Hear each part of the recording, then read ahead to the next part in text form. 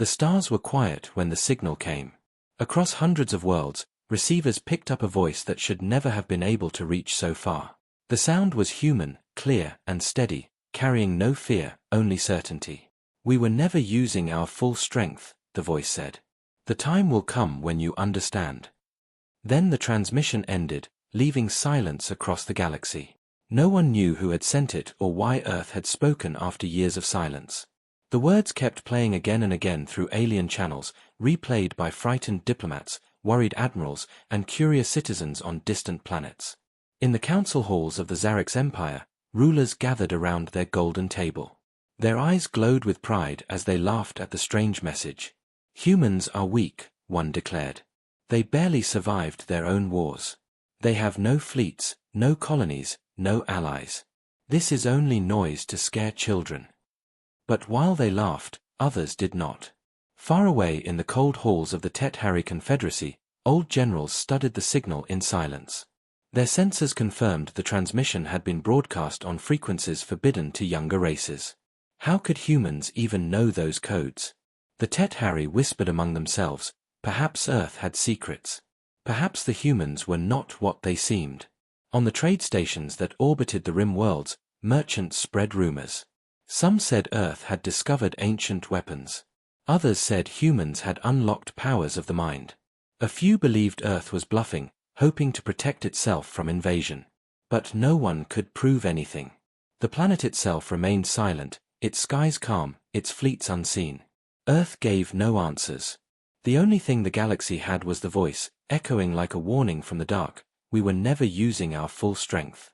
Admiral Crava of the Drenary Dominion did not believe in warnings. He stood before his fleet of 3,000 warships, each larger than the cities of Earth. "If humans have strength, let us test it," he said. His soldiers cheered, hungry for an easy victory. To them, Earth was nothing but a lonely blue world, a planet with no empire to defend it. As their fleet began the long jump toward the Sol system, alien media celebrated. They called it the Trial of Earth. Billions tuned in to see how quickly humanity would kneel. On Earth itself, the people lived their lives as though nothing had changed. The streets of New York, Tokyo, and Nairobi bustled with the noise of daily trade. Children went to school. Workers traveled home on crowded trains. But far beneath the surface, in places the public never saw, humanity was preparing. Old bunkers built into mountains awoke from silence. Vaults sealed for centuries opened one by one. Generals met in hidden chambers and studied maps lit with red lines, each line marking an incoming alien fleet. Their faces showed no fear. They had been waiting for this moment. The alien coalition believed humans were trapped. The galaxy's networks showed endless debates. Was Earth lying, or did the humans truly hold a weapon no one had ever seen? The young races mocked humanity, calling them arrogant for speaking such words. Yet the older species remembered ancient stories. Long ago, when humans first reached the stars, they fought wars that shook entire sectors. Then suddenly they stopped. Humanity turned inward, sealing itself away, refusing to join galactic councils. No one knew why. Some said they were broken by their own violence. Others said they had promised never to use their full strength again. As Admiral Crava's fleet closed in, strange signals began to ripple through the void.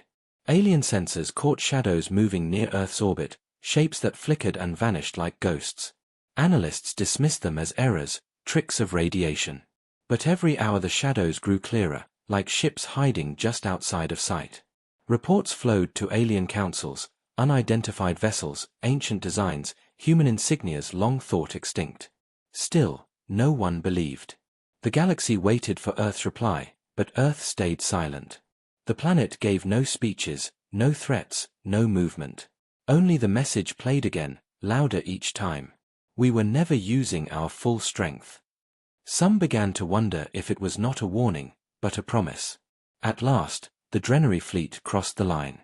Their ships glowed like suns as they entered the Sol system, weapons charged and shields raised.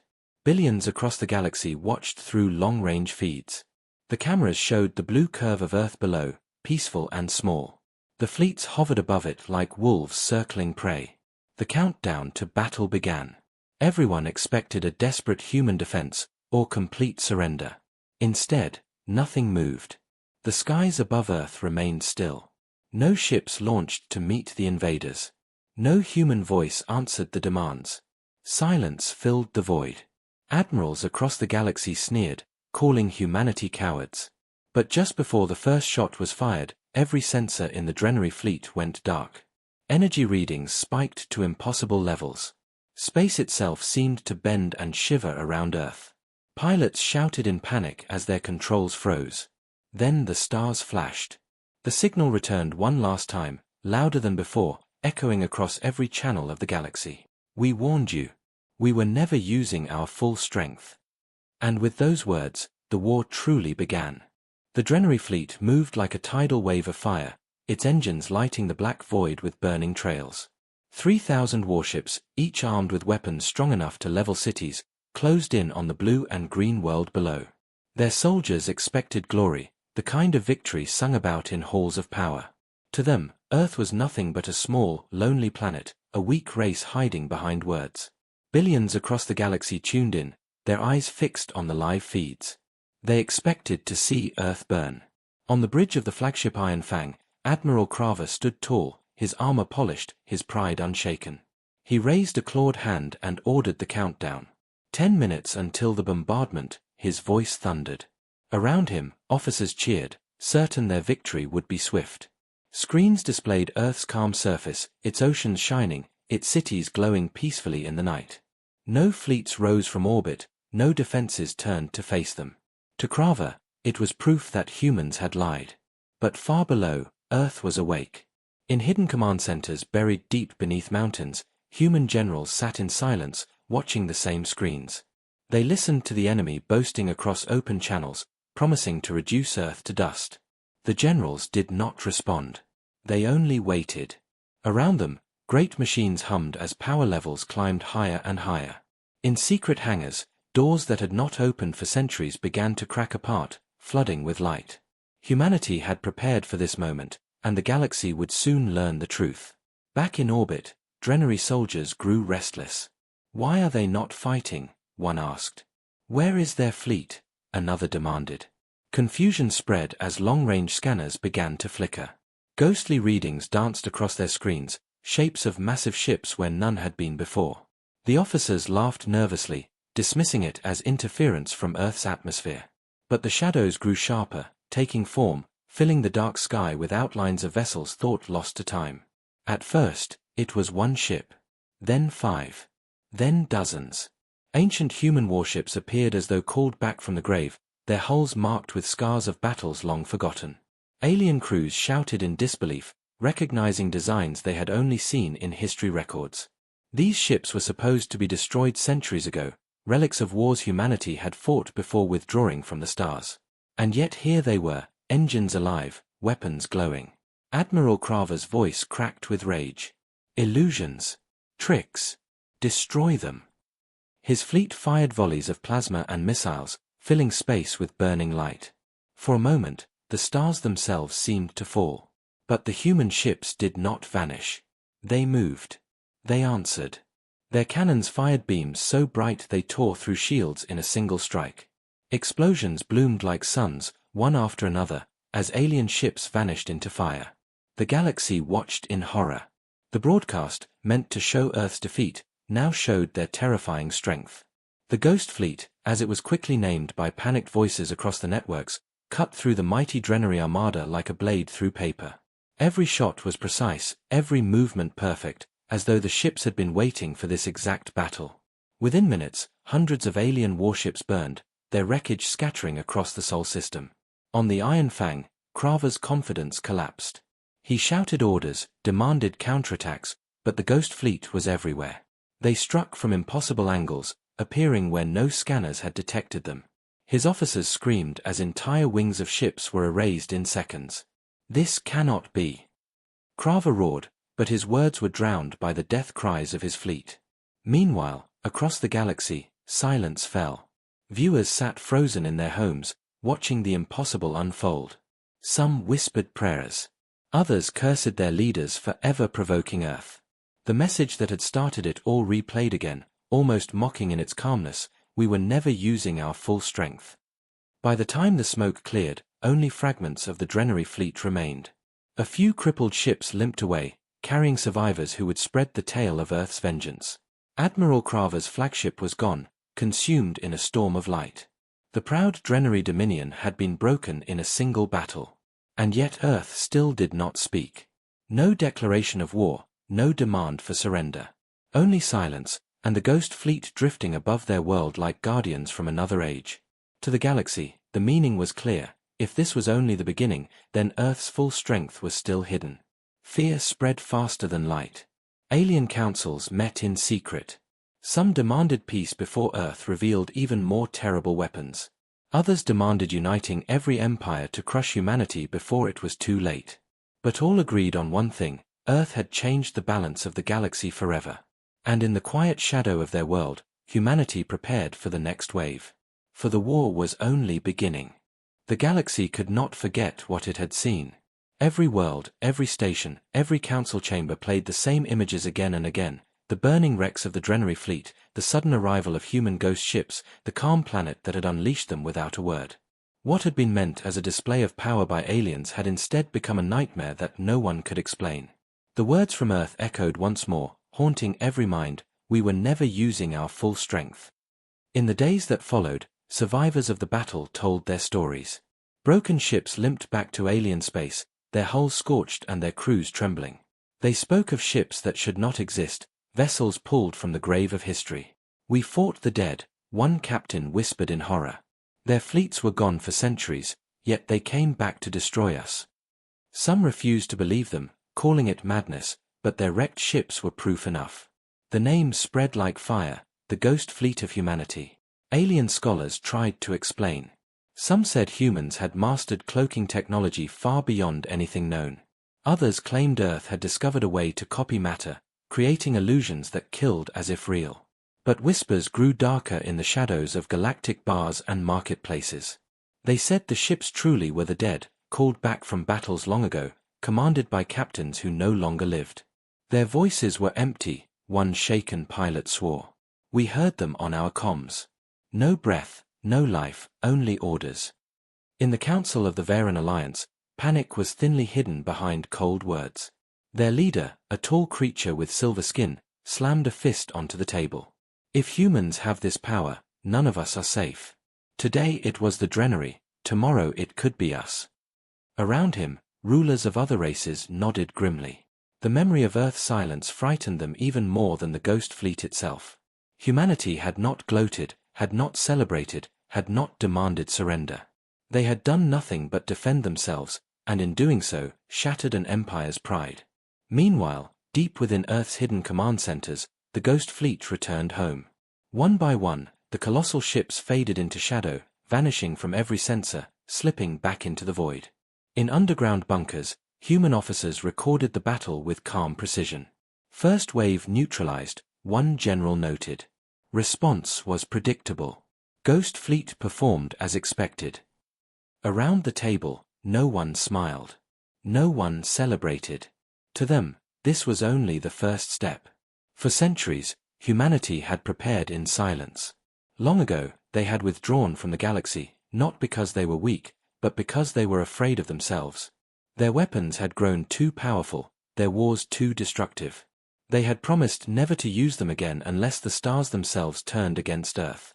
Now, with alien armadas gathering, that promise was breaking. Back in alien space, the news spread like a sickness. Worlds that once mocked humans now feared them. Children in alien cities whispered ghost stories about human ships that could never die. Soldiers trembled at the thought of facing them. Traders avoided the Sol system, fearing they too would vanish. But fear also gave birth to anger. In the great halls of the Kelzar Dominion, war drums thundered. We cannot allow this race to rise again, their warlord declared. If one fleet can destroy the Drenary, what will they do when they unleash them all? His voice carried across the galaxy, calling for unity. Other empires listened. Old enemies set aside grudges. Secret treaties were signed. A new coalition began to form, not for trade, not for peace, but for war. A war against Earth. Billions of soldiers readied for battle, convinced humanity must be destroyed before their full power was revealed. The galaxy had seen only shadows, and even those shadows had burned an empire to ash. If Earth's strength truly remained hidden, then perhaps no force could stop them once it was unleashed. In hidden chambers beneath the moon, human leaders watched these movements through secret channels. They saw the gathering fleets, the forging of alliances, the fear twisting into rage. They knew what was coming. "They will unite against us," one commander said softly. "They have no choice." Another leaned forward, his eyes cold. "Good. Let them come. We have waited for this war for longer than they can imagine." And so the galaxy marched toward Earth, believing they were the hunters. Yet in the shadows of space, the ghost fleet drifted silently, unseen, waiting. Humanity's true strength was still hidden. The war was not over. It had only just begun. "You said." The galaxy had not seen such a gathering in thousands of years. Fleets from every corner of known space began to move, answering the call of fear. The destruction of the Drenary Armada had shaken every empire, and now rulers who once hated each other sat at the same tables, their faces grim, their voices cold. Enemies became allies overnight. Old rivalries were forgotten. One goal united them all: Earth must be crushed before its secrets consumed the stars. In the golden halls of the Kelsar Dominion, the warlord raised his voice to billions watching across the networks. "Do not be fooled by their silence," he declared. "Do not mistake stillness for weakness. The humans are dangerous. They hide fleets of ghosts and weapons older than our empires. If we wait, they will strike us one by one. Together, we must strike first."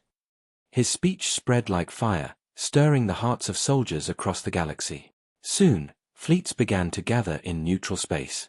Great carriers from the Varen Alliance, black cruisers from the Zarix Empire, living bioships of the Sithari Swarm, all took position side by side. Never before had so many races stood united under one banner. Hundreds of thousands of ships formed a storm in the void, their numbers so great they blocked out starlight. Reporters called it the Coalition of Stars. Admirals whispered it was the greatest war fleet in galactic history. And still, Earth remained silent. The broadcasts continued, showing only a quiet blue planet spinning in the dark. Cities glowed softly in the night. Oceans rolled endlessly against their shores. To the galaxy, this stillness was an insult, as if humanity did not care about the storm rising around them. "They are arrogant," some declared. "They believe their ghosts can fight forever." Others feared the silence more than words. What if Earth was waiting, not in fear, but in patience? On the moon, inside a hidden command bunker carved deep into stone, humanity's leaders studied the unfolding alliance. The chamber was vast, its walls covered with glowing maps of star systems. Red lines marked enemy fleets as they drew closer, hundreds of them converging on Sol. Generals stood around the great table, their faces lit by shifting light. "They are coming together faster than expected," one said. "As predicted," another replied calmly. "Fear is the strongest chain. They will bind themselves to it." A tall officer pointed to the map. "They believe they are building the greatest fleet in history. But in truth, they are walking into the net." The room fell silent. Every leader present understood what that meant. Humanity had not only prepared for defense. They had been planning for this exact moment, this exact war, for centuries. Beneath the Earth's crust, machines older than any living man hummed to life. Deep under oceans, vaults cracked open, releasing weapons that had slept in darkness. In orbit, satellites shifted their positions, aligning like pieces of a puzzle. The Ghost Fleet, once hidden, now drifted just beyond detection, waiting for a signal. And yet, the people of Earth lived as if nothing had changed. Children played in the streets. Markets thrived with color and noise. Lovers walked under city lights, unaware that fleets larger than stars were moving to destroy them. Perhaps it was ignorance, or perhaps it was faith. Humanity had fought wars before, wars so terrible that they had sworn never to unleash their full strength again. But now, with the galaxy uniting against them, the promise was fading. In alien space, the coalition of stars grew restless. Soldiers asked questions their leaders could not answer. Why do humans not respond? Why do they not threaten us? Why do they not beg for peace? Silence was unnerving. Silence made them doubt. And doubt bred fear. Still, the fleets pressed on, drawn toward Earth as if by gravity. In the deepest chamber beneath the Lunar Command bunker, a single light blinked red. A man in a black uniform leaned forward, his voice calm but sharp. "The trap is ready. Let them believe we are weak. Let them come closer. Then we will show them what they have feared for centuries." Far beyond the stars, the greatest armada in history moved toward Sol, believing they were the hunters. But in the shadows of Earth and Moon, humanity waited with quiet patience, preparing to spring the net. The war was no longer a question. It was inevitable. And when the first shot was fired, the galaxy would learn why Earth had promised they had never used their full strength. The Coalition Armada crossed the outer edge of the Sol system like a tide of fire. Countless ships filled the black, their engines glowing brighter than stars. They came in waves, sleek cruisers, monstrous carriers, living war beasts bred for combat, and machines the size of cities. Never had such power moved with one purpose, and that purpose was simple: the destruction of Earth. Billions across the galaxy watched the broadcasts. Reporters filled the channels with confident voices. "The coalition has arrived," they announced. "Humanity cannot stand against this storm." Soldiers aboard alien ships sharpened their blades and calibrated their weapons, certain of victory. They remembered the fate of the Drenary fleet, but numbers gave them courage. What were a few ghost ships against hundreds of thousands? And yet Earth remained silent. No fleet rose to meet the invaders. No human commander sent words of defiance. The blue planet spun quietly, its clouds drifting across oceans as though it were blind to the storm above. The silence was maddening. To the coalition, it felt like mockery. Then it began. In the shadow of Earth's moon, the surface split open. A great seam of stone groaned as if the world itself was breaking. From the crack rose towers of steel, hidden for centuries, their surfaces etched with strange markings. At first, the alien fleets did not understand what they were seeing. But when the towers lit with burning light, the truth became clear. These were not defenses. These were weapons. The first shot came without warning. A beam of white energy erupted from the lunar surface, cutting through space like a blade. It struck a Kelsar battleship, slicing it cleanly in half. The wreck burned silently, its remains drifting apart. Panic rippled through the coalition as the other towers ignited, each firing beams that tore through shields as though they were paper.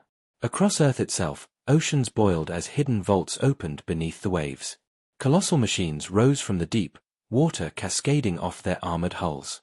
They were older than the empires now trembling in orbit, weapons locked away by humans long before most alien species had left their own planets. The machines fired, unleashing storms of gravity that crushed fleets together like toys. Ships screamed across comms as they were torn apart not by missiles, but by the very pull of the universe. The coalition fired back. Plasma and missiles rained down on Earth's defenses, lighting the void with endless fire. But humanity had prepared for this.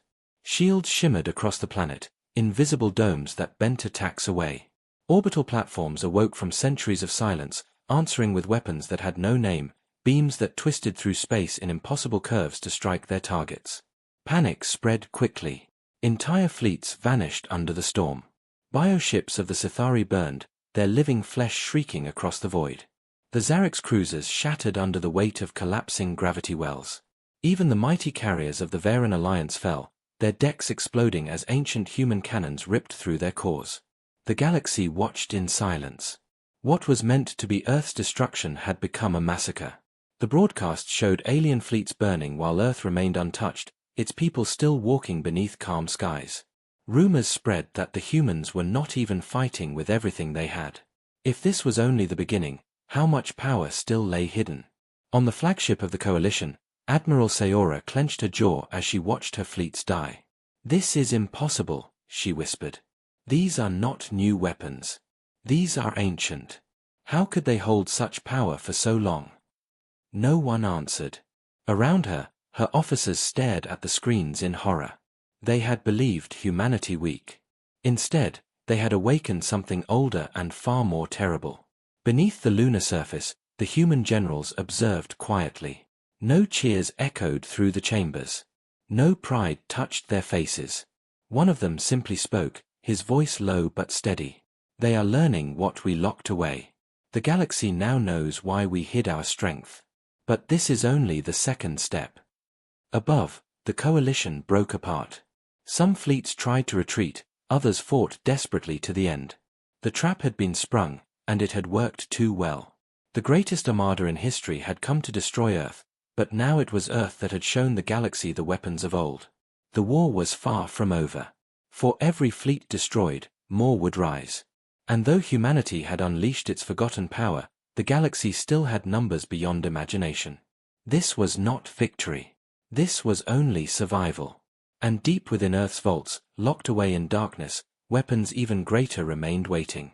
Humanity had shown the stars a glimpse of their hidden strength, but the full storm had yet to come. The war burned across the Sol system like a storm of fire. Alien fleets had been torn apart by Earth's hidden weapons, but still they came. For every armada destroyed, another entered the battlefield. Their numbers seemed endless, a tide of steel and fury that no planet should be able to resist. Even with gravity weapons crushing ships like paper and orbital cannons tearing through carriers, Earth was drowning beneath the weight of enemies. From orbit, the sight was terrifying. Thousands of wrecks drifted in silence, glowing red from explosions. But beyond them, the coalition armada pressed forward, wave after wave. Humanity fought with the forgotten machines of the past, but even those weapons were not infinite. Generals on Earth watched with steady eyes as energy reserves fell, as satellite grids strained under the pressure, as the Ghost Fleet flickered under the endless assault. Humanity had revealed its hidden claws, and yet the galaxy's fury still pushed closer. In the underground command chamber beneath the moon, silence hung heavy. The room shook as distant explosions thundered through the rock. Maps glowed red with enemy movements, pressing closer to Earth itself. One commander slammed a fist against the table. "We cannot hold forever. Even with everything we have unleashed, their numbers will bury us." An older general, her face scarred by battles long past, nodded slowly. "Then it is time," she said. Her voice was calm, but her words made the room colder. "Project Titan." The chamber fell silent. Every officer turned toward her. They all knew the name. For centuries, it had been locked away, written in records that most dared not read. Project Titan was not just a weapon. It was humanity's last gamble. Far beyond Pluto, in the dark edges of the system, something stirred. Massive structures, hidden inside hollowed moons and icy rocks, began to awaken. At first, they looked like drifting shadows, too big to be ships, too strange to be machines. But as their lights flared alive, their shapes revealed themselves, colossal war machines, each the size of a small moon, built to fight not empires, but galaxies. The Titans. Across the galaxy, alien sensors screamed warnings. Entire fleets froze in disbelief as the Titans rose, their bodies armored in black steel, their weapons glowing like suns. Each one carried the strength of thousands of ships. Each one was a moving fortress, a weapon of extinction. Fear spread like fire. If humanity truly commanded these giants, then no empire, no coalition, no fleet could stand against them. But there was a cost. On Earth, the generals watched as the Titans activated. Power grids across the planet dimmed. Ancient reactors roared to life, feeding the giants. Yet the commanders knew the danger. The Titans were not built to be controlled easily. They were made in an age when humanity feared nothing, not even itself. Once awakened, they did not simply obey. They demanded sacrifice. If control was lost, the Titans could burn friend and foe alike, leaving nothing but silence in the stars. As the first Titan moved, space itself seemed to shiver. It fired once, and an entire wing of coalition warships vanished in white fire. A second Titan activated, releasing a wave of energy that shattered enemy formations. Alien soldiers cried out in panic, breaking ranks as the Titans advanced. To them, it was as though Earth had birthed gods of war. But inside the command chamber, the mood was grim. "They are awake," one officer whispered. "But for how long can we hold them?" Already, warning lights flashed across the screens. The Titans' cores burned hotter than predicted, their systems straining under the impossible power they carried. Humanity had brought its monsters into the light, but no one could say if they could be caged again. Across the galaxy, the broadcasts showed the impossible. Titans rising, fleets breaking, the coalition collapsing under their fury. Billions of aliens watched with trembling hands. Some wept in fear.